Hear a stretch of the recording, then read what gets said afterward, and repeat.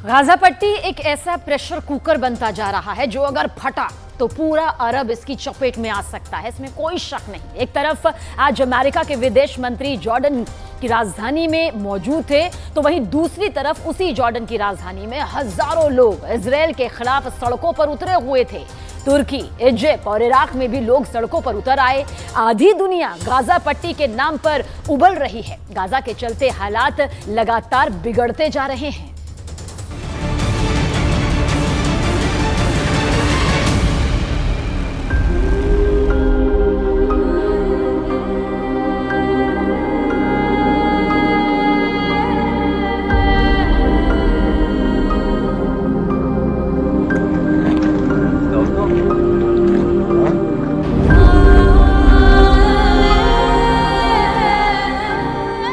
Gaza में पानी खत्म हो रहा है।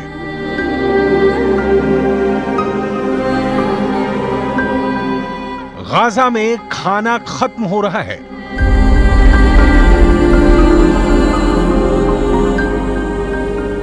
गाजा में गैस खत्म हो रही है।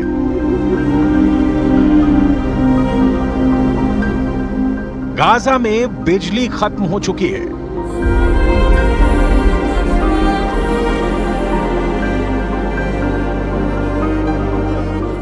गाजा में अस्पतालों की हिम्मत टूट रही है।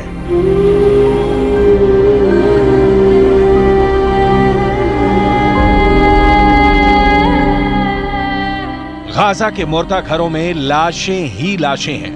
गाजा एक ऐसा नरक बन चुका है जिसमें 20 लाख से ज्यादा लोग बेचैन, बदहवास और परेशान हैं।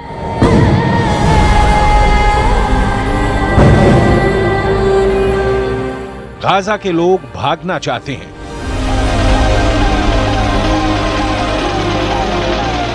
लेकिन आखिर भाग कर जाएं कहां?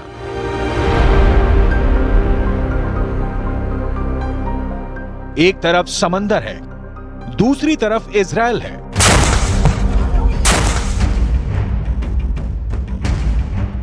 और तीसरी तरफ इजिप्ट है, जिसने अपनी सीमाओं को बेहद सख्ती से बंद कर दिया है।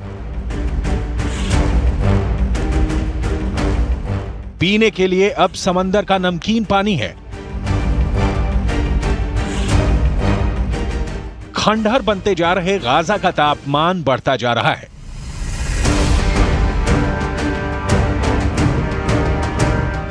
हर एक छत हर एक दिन बीतने के साथ तबाह हो रही है।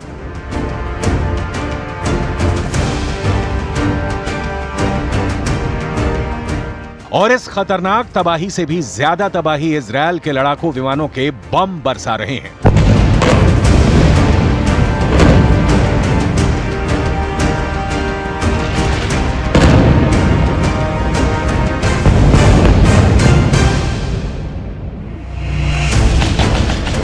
इन सबके बीच वेस्ट एशिया के अंदर इजरायल ने तूफान मचा दिया है।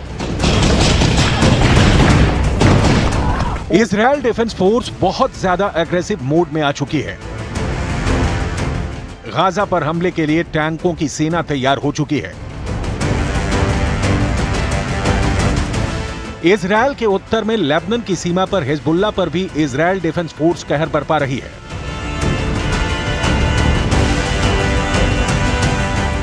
और उत्तर में ही मौजूद सीरिया के बॉर्डर पर भी इजरायल मुंह तोड़ जवाब दे रहा है। इजरायल इतना उग्र हो चुका है कि जैसे ये खबर आई कि ईरान के विदेश मंत्री सीरिया में दौरा करने वाले हैं, वैसे ही दमिश्क और एलेप्पो के हवाई अड्डों पर इजरायल ने बम बरसा दिया और इन हवाई अड्डों को ही तबाह कर दिया। इसका मकसद साफ है कि ईरान के जरिए हवाई जहाज से हथियारों के कार्गो विमान सीरिया में उतर ही ना सके।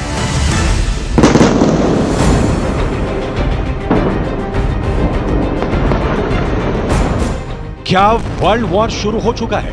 इस सवाल का जवाब बहुत सारे एक्सपर्ट्स हां में भी देने लगे हैं। लेकिन इस वर्ल्ड वॉर की धुरी गाजा पट्टी बन जाएगी, इसका अंदाजा किसी को नहीं था।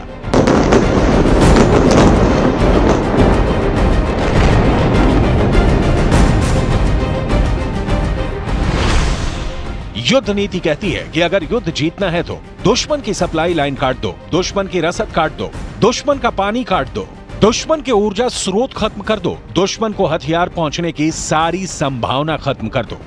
यही वजह है कि 1 हफ्ते के करीब होने को है और गाजा के अंदर अब सारे सप्लाई रूट बंद हो चुके हैं। गाजा के अंदर इस वक्त के हालात ये हैं कि फिलिस्तीन के अरबी भाषा के अखबारों के मुताबिक गाजा में दवा की कमी 44% हो चुकी है। गाजा में बिजली की कमी 80% हो चुकी है।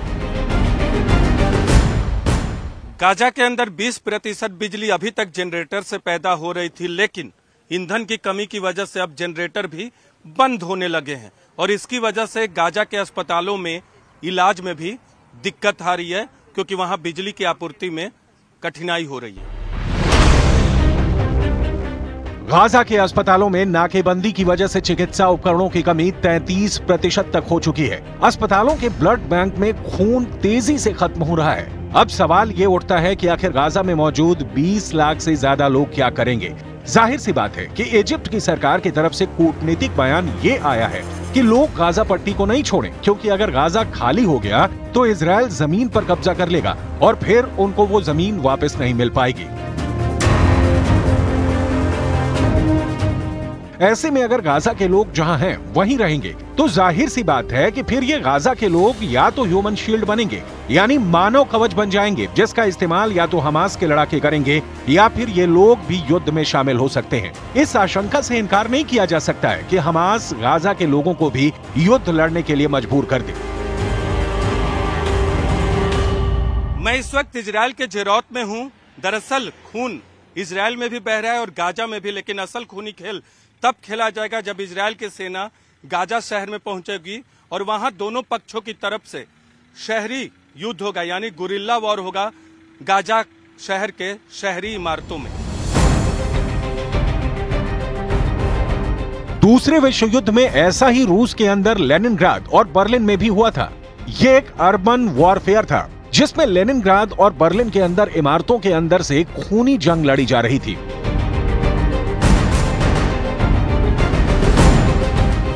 जिसमें बेहद खतरनाक जंग हुई थी।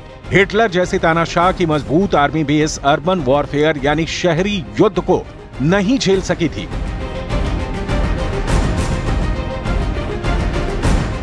और कुछ ऐसा ही युद्ध अब गाजा के अंदर होने जा रहा है।